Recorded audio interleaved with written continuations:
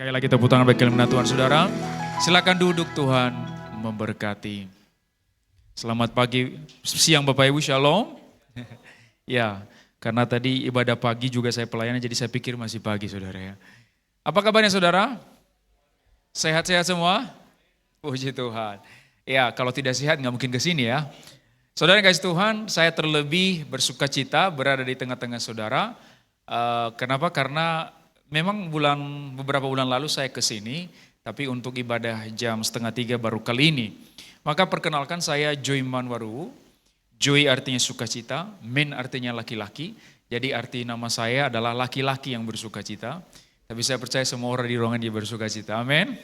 Saudara kasih Tuhan, Waruwu adalah marga asli dari Nias. Jadi saya asli orang Nias. Ada orang Nias di sini? Ada, ngaku aja kalau orang Nias. Gak ada orang Nias ya. Oke, berarti saya sudah boleh pulang Pak. Gak ada teman. Saudara kasih Tuhan, saya adalah seorang pendeta pengajaran atau teaching pastor di Gereja Betani THB ya, di belakang Harapan Indah. Dan saya seorang dosen di STT Bethesda Harapan Indah di samping Pasar Modern di dalam sentra niaga. Dan saya kesini tadi tidak datang sendiri, saya bersama dengan istri saya yang kami sebenarnya masih pengantin baru karena kami baru menikah tanggal 3 bulan Februari kemarin. Jadi kalau Bapak Ibu melihat wajah saya berseri-seri itu karena wajah pengantin Bapak Ibu, pengantin baru. Nah saudara yang kasih Tuhan, Bapak Ibu bisa keep in touch dengan saya di Instagram karena saya aktif di Instagram di Joy Manwaru. Nanti silakan saudara lihat-lihat, saya sering menulis renungan di sana. Bapak Ibu yang kasih Tuhan, saya memberikan judul renungan kita hari ini, saya berikan judul Jangan Menyerah. Sama-sama katakan. Tadi WL sering di sela-sela penyembahan bilang, kami tidak menyerah, tapi kami berserah. Nah itu baru betul itu. Tidak menyerah tapi berserah gitu ya. Nah saudara, kita buka sama-sama 1 Raja-Raja pasal 19. Kita akan eksposisi dari ayat 1 sampai ayat, banyak ayatnya saudara. Ayat ke-18. Ya, tapi nanti pelan-pelan saja kita lihat. Ya, 1 Raja-Raja pasal 19 ayat 1 sampai ayat yang ke-18. Ini kisahnya adalah Elia itu sudah berperang atau berargumentasi dengan para nabi-nabi Baal dan jumlahnya itu tidak sedikit, 400 nabi. Jadi bayangkan saudara melawan seorang pendeta, seorang diri melawan 400 dukun. Nah itu yang dilakukan Elia pada saat itu. Tapi menariknya saudara, ada di balik kemenangan Elia itu, nanti kita lihat ada sesuatu yang menarik yang terjadi dalam kehidupannya. Jadi dimulai dengan ayat yang ke-1, ketika Ahab memberitahukan kepada Izebel segala yang dilakukan Elia, apa yang dilakukan Elia tadi, dia mengalahkan 400 nabi Baal, dan perihal Elia membunuh semua nabi itu dengan pedang, maka Izebel menyuruh seorang usruhan mengatakan kepada Elia, beginilah kiranya para Allah menghukum aku, bahkan lebih lagi daripada itu, jika besok kira-kira pada waktu ini, aku tidak membuat nyawamu sama seperti nyawa salah seorang dari mereka itu. Ayat yang ketiga, maka takutlah ia, lalu bangkit dan pergi menyelamatkan nyawanya. Dan setelah sampai ke Berseba, yang termasuk wilayah Yehuda, ia meninggalkan bujangnya di sana. Saudara yang kasih Tuhan, Elia ini bukan orang biasa di dalam hal dia melakukan mukjizat.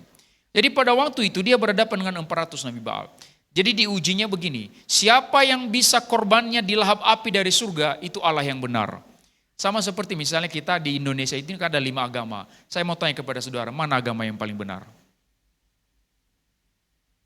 Kenapa saudara yang gak masuk Islam aja? Dari mana saudara tahu agama Kristen yang paling benar? Kan itu perdebatannya pada waktu itu. Maka mereka bertarung, siapa yang dimakan lahap api korban dari langit, itu agak keyakinan yang paling benar. Maka Elia bilang, ya udah, sok duluan. 400 nabi itu membuat korban. Lalu mereka gitu ya. Datanglah api dari langit. Tidak datang apinya. Sampai hampir seharian berjam-jam mereka berseru, tidak datang api dari langit. Lalu Elia bilang, nah sekarang giliran saya. Dia ambil korbannya, dia satu di atas mezbah. Lalu dia taruh parit sekelilingnya, dia taruh air, dan setelah dia semuanya siap, dia berseru, Allah Yahweh, inilah bangsa yang tegar tengkuk, perlihatkanlah dirimu kepada mereka. Ambillah korban ini sebagai persembahan di hadapanmu. Seketika Bapak Ibu, dalam hanya 1 detik, tiba-tiba muncul api dari langit, lalu memakan korban itu. Dengan demikian, maka Elia menang dalam pertarungan ini. Tetapi, ya, Ratu Izebel mendengar kabar ini, lalu dia berkata, ya setelah kemenangan Elia itu kan dia membunuh para nabi-nabi yang 400 itu. Lalu Izebel berkata, kalau besok kira-kira hari jam ini kamu tidak mati, ya maka jangan sebut saya Izebel. Saya akan membunuh kamu, saya akan kejar kamu. Maka apa yang terjadi saudara? Ayat yang ketiga berkata begini, maka takutlah ia. Elia tidak sama seperti saudara. Setiap kita di ruangan ini, dan suatu waktu di masa depan, kita semua akan mati. Tubuh kita akan binasa. Tapi Elia tidak pernah mati. Setiap kita di ruangan ini mungkin pernah melihat mukjizat. Tapi pernah enggak melihat mukjizat api turun dari langit? Tapi Elia pernah melakukan itu. Dan dia pernah menahan hujan selama 3 tahun. Kekeringan terjadi karena Elia menahan jangan hujan. Saya rasa di ruangan ini mungkin 1 hari kita tahan hujan itu masih sudah oke. Ini 3 tahun saudara. Kemarin sih waktu kami nikah saya tahan hujan juga 1 hari Bapak Ibu. Karena itu kan tanggal 3 Februari kemarin kan dari akhir Januari sudah hujan terus, banjir. Tanggal 2 malam kami ke Hotel Santika, itu kami sampai ke hotel itu lewatin banjir. Saya sudah pusing, gimana ini Tuhan, besok kalau hujan, banjir, tidak ada yang datang ke acara kami. Akhirnya kami doa saudara. Pas sudah mau tidur saudara, saya rubah doa saya bilang begini, Tuhan, kalau bisa sekiranya Engkau mau, besok tidak terjadi hujan. Sekalipun selama seminggu ini hujan terus dan banjir. Tapi jika Engkau izinkan besok matahari terbit cerah seperti sebelum-sebelumnya, jangan hujan. Tetapi sekalipun seandainya Engkau mau besok tetap hujan, aku dan istriku akan tetap bersyukur kepadamu. Itu doanya Bapak Ibu. Jadi hujan tidak hujan, kami tetap akan bersyukur. Apa yang terjadi Bapak Ibu? Tanggal 3 besok pagi kami bangun, wah cerah sekali, matahari kelihatan, ya tidak hujan. Sampai malam resepsi sama sekali tidak hujan. Besok tanggal 4 hari Minggu langsung hujan lagi Bapak Ibu. Jadi hari Jumat hujan, hari Sabtu tidak hujan, hari Minggu hujan lagi. Jadi saya pernah menahan hujan 1 hari Bapak Ibu. Tapi Elia menahan hujan selama 3 tahun. Elia ini luar biasa saudara. Tapi orang yang semacam ini ternyata pernah takut. Ayat yang ketiga berkata, maka takutlah ia. Artinya apa saudara? Meskipun Elia adalah seorang yang hebat, dia tetap manusia biasa. Dia takut. Tapi lihat saudara, ketakutannya sebenarnya karena dia mendengar perkataan yang belum tentu terjadi. Izebel berkata, aku akan membunuhmu. Apakah sudah pasti dia bisa dibunuh oleh Izebel? Belum tentu juga. Tapi karena perkataan, kabar burung yang dia dengar, dia menjadi takut dan gemetar. Saudara yang dikasihi Tuhan.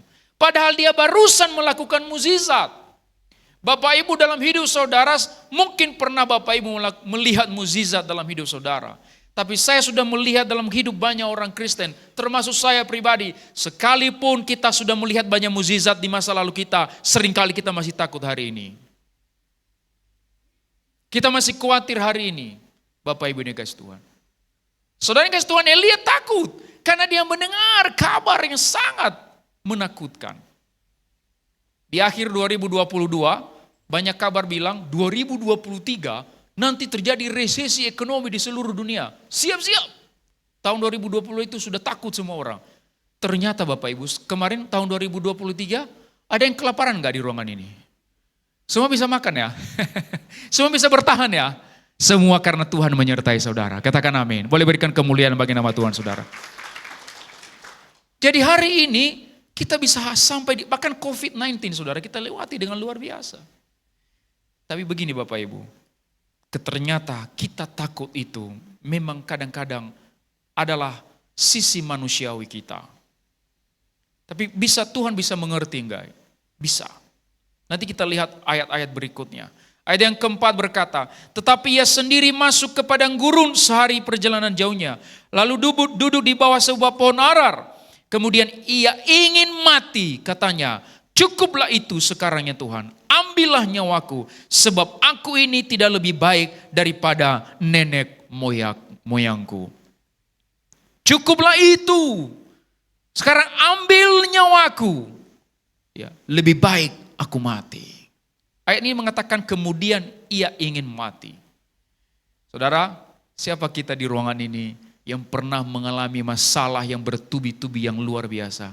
Dan kita sampai pada pikiran lebih baik kita mati saja. Saudara pernah? Saya angkat tangan karena saya pernah.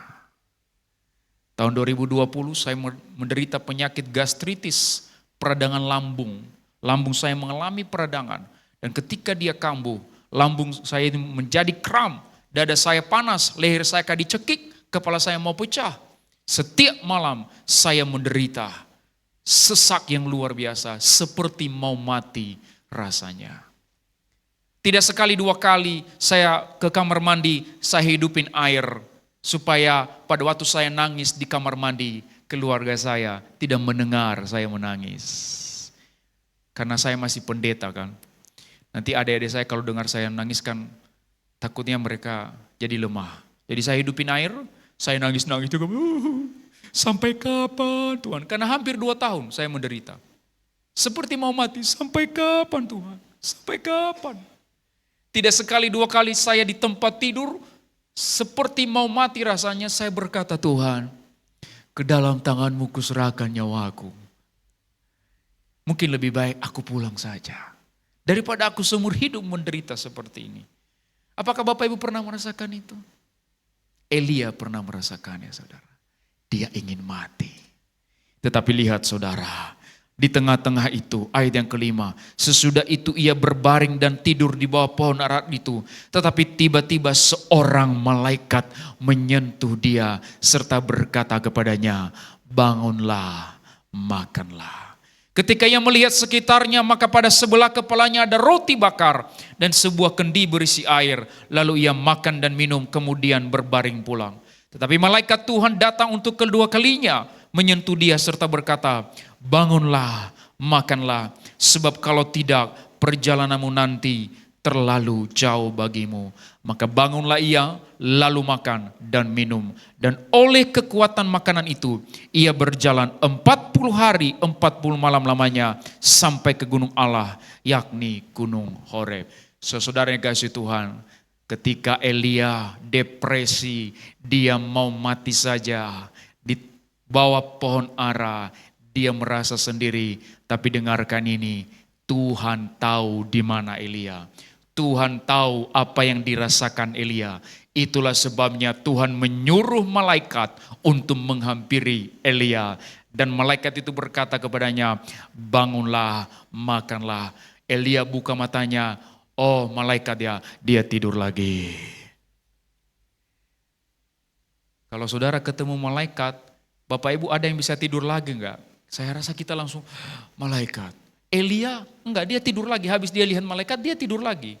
Nah ini ciri-ciri orang depresi, betul. Ini depresi sangat besar depresinya. Sampai ketemu malaikat saja, dia tidur lagi. Untuk yang kedua kalinya akhirnya malaikat bilang, bangun makanlah. Lalu yang kedua, dia akhirnya bangun. Lalu dia makan. Apa yang dia makan Bapak Ibu? Roti bakar. Siapa yang bikin? Malaikat. Saya sering makan roti bakar di bundaran THB Bapak Ibu. Saya sering makan roti bakar di situ. Tapi sampai hari ini saya tidak pernah dibikinin roti bakar sama malaikat saudara. Tapi Elia luar biasa. Dia dibikinin roti bakar oleh malaikat. Ya luar biasa saudara. Dan tahukah saudara apa yang hebatnya? Dia makan satu roti bakar dan satu roti bakar itu membuat dia kenyang Berapa hari? 40 hari lamanya. Saya mau katakan kepada saudara, berkat yang diberikan Tuhan dalam hidup saudara sekarang ini, itu cukup untuk menuntun engkau, membawa engkau bertahun-tahun ke depan. Kalau Elia bisa bertahan 40 hari hanya dengan satu roti bakar, apalagi dengan satu pekerjaan yang Tuhan sudah titipkan kepadamu hari ini. Bersyukur atas roti bakar yang sudah engkau terima. Ada banyak orang yang tidak mensyukuri roti bakar yang dia terima. Masih dalam depresi. Mari bangun, kita makan dan kita bersyukur kepada Tuhan. Bapak Ibu tahu, orang Israel di padang gurun itu tidak menanam dan tidak menuai. Makanan mereka apa? Turun dari surga. Roti mana? Dan yang lebih hebat lagi saudara, sepatu mereka, baju mereka tidak pernah ganti. Selama 40 tahun di padang gurun. Itu mukjizat yang luar biasa. Apa artinya saudara? Jadi kalau anak kecil dia pakai sepatu dari kecil, itu sepatunya mengikuti pertumbuhan kakinya. Dahsyat kan? Ini selama 40 tahun orang Israel di padang gurun. Jadi anak kecil ini dari umur dia 0, dia umur 5 tahun, sepatunya ikut besar. Dia umur 15 tahun, sepatunya ikut besar. Bapak Ibu kalau bisa mengalami mukjizat ini tidak perlu sepatu baru lagi saudara. Anak-anak tidak perlu beli sepatu lagi. Sepatu kita ikut tumbuh. Itu yang terjadi di padang gurun kepada orang Israel. Apa artinya saudara? Kalau Tuhan menyertai saudara, Tuhan itu cukup bagi saudara. Dia bisa membuat yang tidak mungkin dipikirkan oleh kita. Dia cukupkan bagi kita. Dia cukupkan. Satu roti bakar cukup untuk membuat kita bertahan. Seringkali kita berpikir, tidak cukup satu roti bakar Tuhan. Daging kek. Banyak orang itu dalam hidupnya, sebenarnya kesedihannya, kegalauannya, bukan karena Tuhan tidak memberkati dia, tapi karena dia tidak bersyukur dengan apa yang dia terima. Sama seperti anak kecil yang dikasih permen, dia lihat temannya punya es krim, dia bilang sama papanya, ini permen apaan ini, itu saya mau yang es krim itu. Padahal permen sebenarnya sudah cukup. Demikian dengan kita saudara. Cukup. Kemarin waktu saya menikah dengan istri saya, jujur, waktu kami mau menikah itu, saya tidak punya tabungan, dia juga tidak punya tabungan. Kenapa Bapak Ibu? Saya hidup di pelayanan. Ya beginilah hidup saya, secukupnya. Makan untuk 1 hari, cukup 1 hari. Tidak punya tabungan sama sekali. Ya. Saya juga punya tanggungan keluarga, adik-adik. Tapi tahukah Bapak Ibu, dalam pernikahan kami, roti bakar itu diberikan Tuhan hari demi hari. Tuhan cukupkan sampai acara itu selesai. Saya bisa bilang Bapak Ibu, acara kami selesai kemarin karena mukjizat Tuhan. Mukjizat Tuhan benar sudah dikasih Tuhan. Orang-orang yang tidak kami kenal sebelumnya tiba-tiba digerakkan Tuhan. Dikirimlah malaikat-malaikat untuk menolong kami sampai acara ini selesai. Saya berdoa kepada saudara, Tuhan dalam keadaan saudara mungkin sedang depresi, saudara mengalami kelemahan iman, hari ini Tuhan kirim malaikat kepadamu dan engkau akan dibakarin roti bakar. Katakan amin. Boleh berikan kemuliaan bagi nama Tuhan saudara. Ya, syukuri pekerjaan saudara ya. Ya, pekerjaan saudara hari ini cukup itu. Ya, kalaupun Tuhan nanti kasih pekerjaan yang lebih baik, nanti pada waktunya Tuhan kasih. Nah, saudara kasih Tuhan tahu di mana Elia berada. Dia tahu kepedihan, dia tahu pergumulan Elia. Saudara yang kasih Tuhan. Ya. Dan kemudian di ayat yang ke-9, di sana masuklah ia ke dalam sebuah gua dan bermalam di situ. Maka firman Tuhan datang kepadanya demikian, apakah kerjamu di sini hai Elia? Jawabnya, aku bekerja segiat-giatnya bagi Tuhan alam semesta alam. Karena orang Israel meninggalkan perjanjianmu, meruntuhkan mesbah-mesbahmu, dan membunuh nabi-nabimu dengan pedang. Hanya aku seorang dirilah yang masih hidup, dan mereka ingin mencabut nyawaku. Lalu firman-Nya, keluarlah dan berdiri di atas gunung itu di hadapan Tuhan. Maka Tuhan lalu, angin besar yang kuat, yang membelah gunung-gunung, dan memecahkan bukit-bukit batu, mendahului Tuhan. Tetapi tidak ada Tuhan dalam angin itu. Dan sesudah angin itu datanglah gempa, tetapi tidak ada Tuhan dalam gempa itu. Dan sesudah gempa itu datanglah api, tetapi tidak ada Tuhan dalam api itu. Dan sesudah api itu datanglah bunyi angin sepoi-sepoi basah. Segera sesudah Elia mendengarnya, ia menyelubungi mukanya dengan jubahnya, lalu pergi keluar dan berdiri di pintu. gua itu. Maka datanglah suara kepadanya yang berbunyi, apakah kerjamu hai di sini Elia? Jawabnya, aku bekerja segiat-giatnya bagi Tuhan alam semesta alam. Karena orang Israel meninggalkan perjanjianmu, meruntuhkan mesbahmu dan membunuh nabi-nabimu. Hanya aku seorang dirilah yang masih hidup dan mereka ingin mencabut nyawaku. Firman Tuhan kepadanya, pergilah, ya, kembali ke jalanmu ke Damsyik, dan setelah engkau sampai di sana, engkau harus mengurapi Hazael menjadi raja, ya, atas Aram. Saudara yang kasih Tuhan, kisah ini, ayat-ayat berikut ini menjelaskan bagaimana kemudian Tuhan hadir menampakkan diri kepada Elia. Dia bersembunyi dalam gua, lalu Tuhan berkata, apa kerjamu di sini hai Elia? Lalu kemudian datang gempa, tidak ada Tuhan di tengah-tengah gempa. Datanglah api, tapi tidak ada Tuhan di dalam api. Di mana ada Tuhan? Ketika angin sepoi-sepoi datang. Saudara yang kasih Tuhan, seringkali pernyataan Tuhan itu tidak datang dalam hal-hal yang spektakuler, tidak datang dalam hal-hal yang dahsyat yang luar biasa. Seringkali suara Tuhan itu datang dalam hal-hal yang sederhana. Bapak Ibu yang dikasih Tuhan. Saya sering berkata kepada jemaat kami, suara Tuhan itu sering datang dari kolong-kolong jembatan. Dari mereka yang membutuhkan makanan dan minuman. Tapi seringkali kita menutup telinga terhadap suara Tuhan yang berseru-seru untuk memberi mereka makan dan minum. Kita maunya suara Tuhan itu kita datang ke KR di gereja, pendeta angkat tangan dan kita langsung manifestasi di situ. Kita berapi-api di situ. Kita sering berpikir hanya di dalam api Tuhan ada. Tetapi ayat ini menunjukkan Tuhan justru ada dalam angin sepoi-sepoi, dalam sesuatu yang kita anggap biasa. Perkataan suamimu setiap hari kepadamu, hai istri-istri, jangan salah, itu bisa jadi suara Tuhan kepadamu.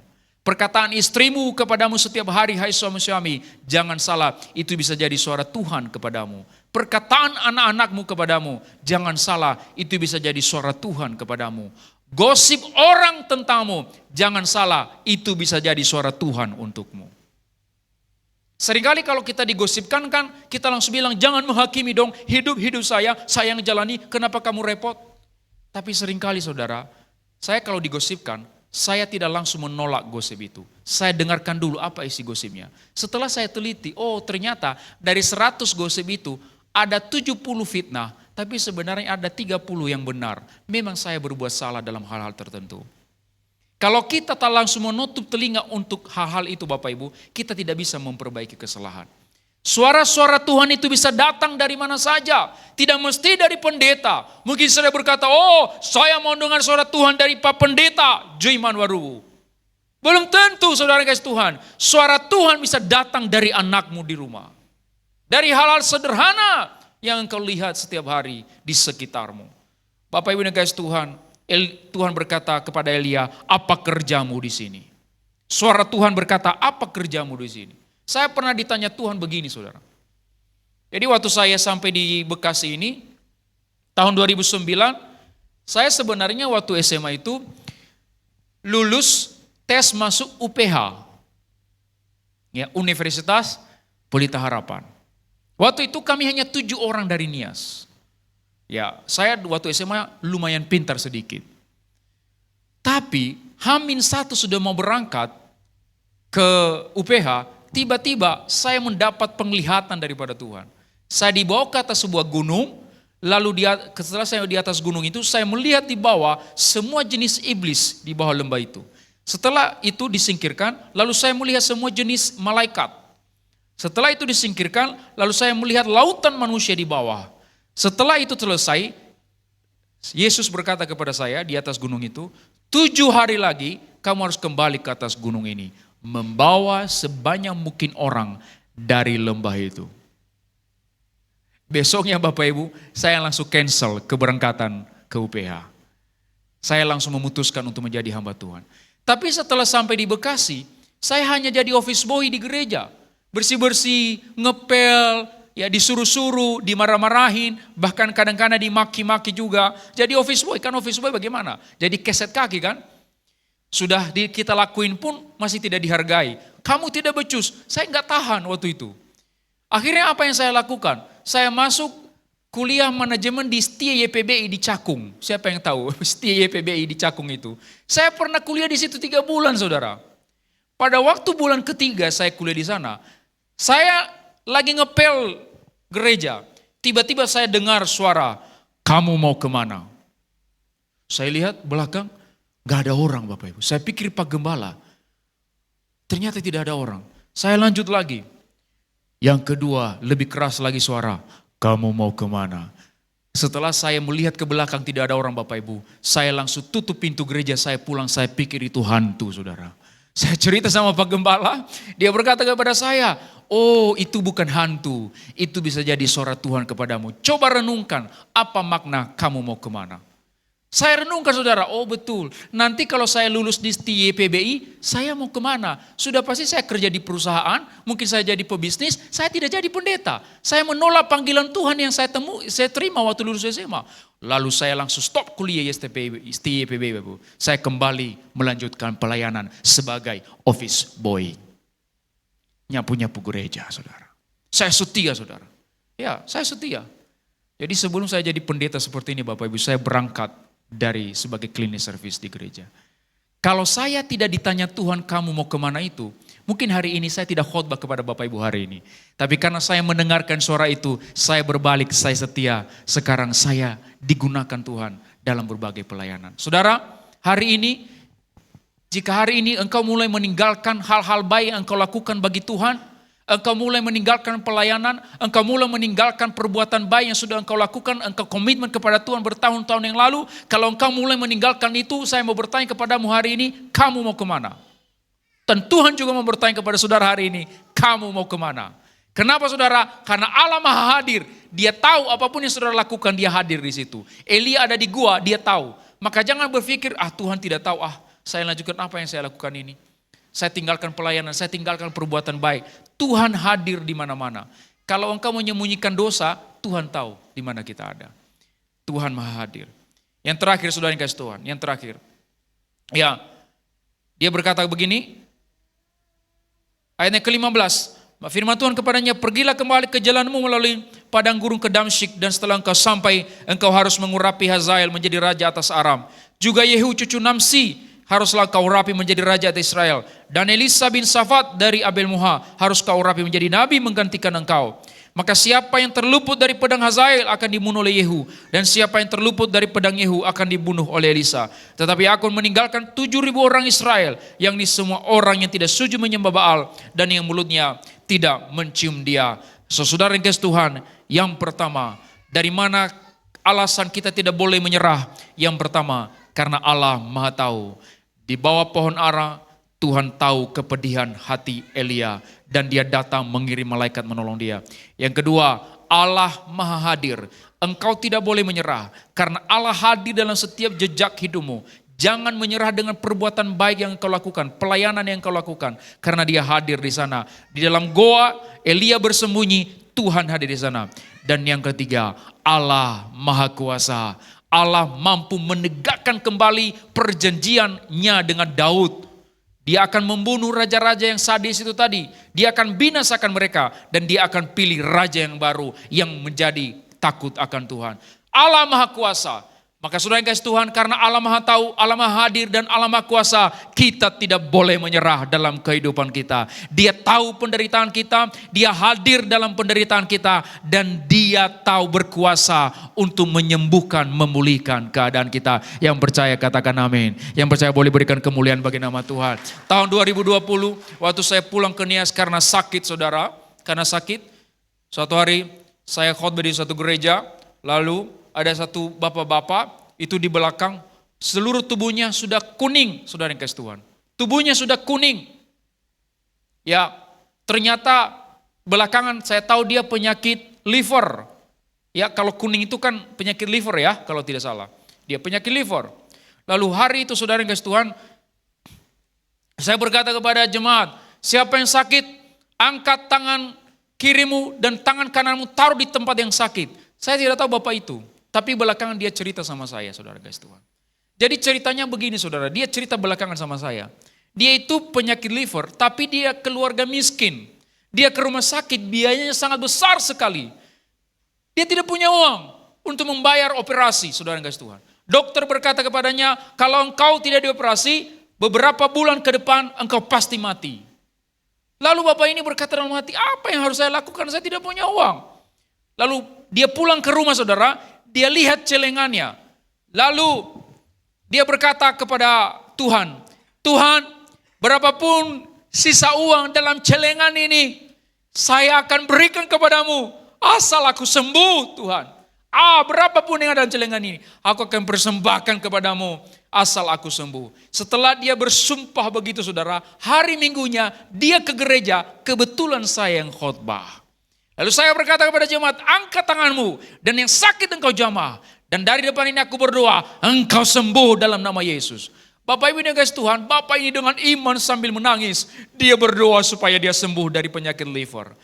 Sesaudara yang kasih Tuhan, dia pulang ke rumah. Dan hari minggu depannya, saya khotbah lagi di gereja itu. Dia ketemu saya di depan pintu gereja. Lalu dia menyalam saya, ada uang di tangannya. Dan dia salam saya, dia berkata, Pak Pendeta, saya sudah berjanji, berapapun sisa tabungan dalam celengan saya akan berikan kepada Tuhan. Kalau saya sembuh dari penyakit liver, Pak Pendeta, saya sudah sembuh. Saya sudah sembuh dari penyakit liver. Saya tidak jadi operasi. Dia sambil menangis saudara. Saya sudah sembuh Pak Pendeta. Pak Pendeta saya sudah janji kasih sama Tuhan. Sekarang saya persembahkan kepada Tuhan melalui Bapak Pendeta. Terima dengan tulus hati. Bapak Ibu tahu saya sampai di rumah. Saya buka persembahannya. 20.000 saudara. 20.000. Seorang bapak. Sisa tabungan hanya 20.000. Dia tidak punya uang untuk operasi saudara. Tapi dia beriman kepada Tuhan. Dia berkata berapapun aku akan persembahkan kepada. Saya berkata kepada Tuhan, Tuhan 20.000 ini lebih besar dari semua PK yang saya terima di Jakarta. Karena saya terima 20.000 ini dengan air mata dan mukjizat. Saudara mau mengalami mukjizat? Mari jangan menyerah saudara. Allah Maha tahu, dia tahu penderitaan saudara. Allah Maha hadir, dia bisa merasakan penderitaan saudara. Dia tahu, dia hadir di sana. Dan yang ketiga, dia Maha kuasa. Dia mampu merubah hidup saudara. Mari kita bangkit berdiri sama-sama saudara guys Tuhan. Terimalah berkat Tuhan. Kasih karunia berlimpah-limpah daripada Allah Bapa di dalam Anak yang tunggal Yesus Kristus. Persekutuan yang manis dengan Roh Kudus menyertai kita semua mulai hari ini. Sampai Tuhan Yesus datang menjemput kita di awan-awan dan bahkan sampai selama-lamanya. Yang percaya bersama-sama katakan, Amin.